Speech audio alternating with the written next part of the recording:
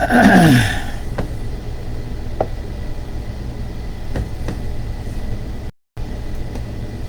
afternoon. It is Thursday, and I know this is earlier than my normal time, but as I told y'all last night, I've got some things going on tonight.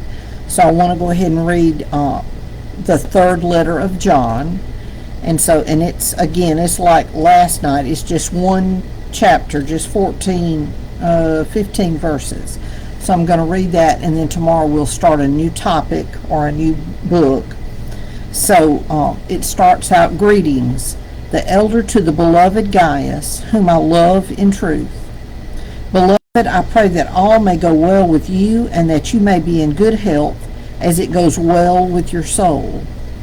For I rejoiced greatly when the brothers came and testified to your truth, as indeed you are walking in the truth.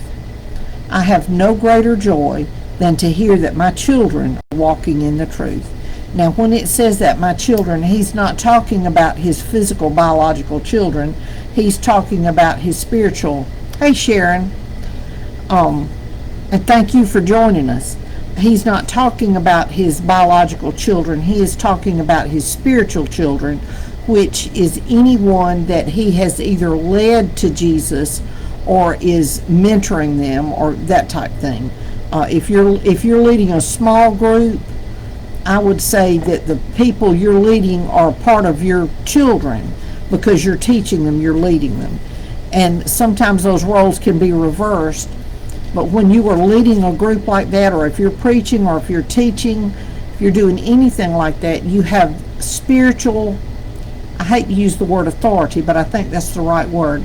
You have the authority to do that, and you also have the responsibility, just like if you lead your children to misbehave or to do wrong things. When you teach somebody and you teach them wrong, that responsibility falls on you as much as it does on them for listening to you. Probably more, because they expect you to tell them the truth. So that's one of those things you want to be very careful when you're leading others. And that's one reason why I'm very careful if I say something and I misspeak it, or you misunderstand what I'm saying. I want you to ask me so I can clear that up, because I'm not going to intentionally say something, but it can be, it can come across the wrong way, and I don't ever want to do that.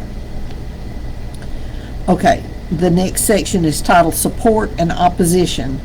Beloved, it is a faithful thing you do in all your efforts for these brothers, strangers as they are, who testified to your love before the church. You will do well to send them on their journey in a manner worthy of God.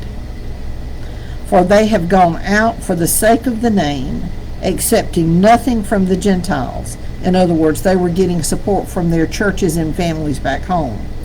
Therefore, we ought to support people like these, that we may be fellow workers for the truth. And that's one of the reasons we're called to support missionaries. Anybody that goes into another area, even if it's in our own area, if they're going out, we're supposed to support them at the very least with our prayers. And if we can, hey, Mr. Dwight, if we can support them financially and in other ways, we should do that as well, after praying about it. But I believe God's going to lead us to do that. I have written something to the church, but Diotrephes,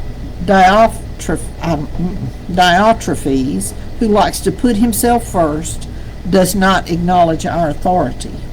So if I come, I will bring up what he is doing, talking wicked nonsense against us.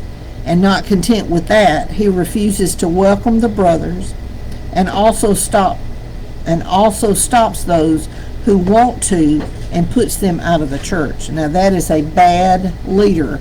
That's what John is talking about, is someone who's leading a church or a group and leading incorrectly, not welcoming others and not allowing others to welcome others. But beloved, do not imitate evil, but imitate good. Whoever does good is from God. Whoever does evil has not seen God. Demetrius has received a good testimony from everyone. and from the truth itself.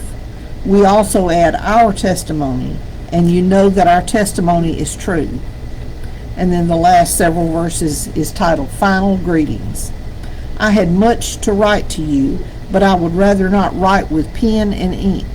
I hope to see you soon, and we will talk face to face. Peace be to you. The friends greet you. Greet the friends, each by name. So John's got things to tell them, but he wants to tell them in person, and he's just sending that as a little note saying, I'm coming, but until then, hang on. So that's the three, they're called epistles, the three epistles of John. And they are not the same as the book of John, obviously, but it's written by the same person, John. And again, thank y'all for joining me. Like I said, I will be out of pocket later this afternoon, so I wanted to make sure that I did this. Tomorrow we're going to start a different study, so join us and let's see what we're going to do. Thank y'all.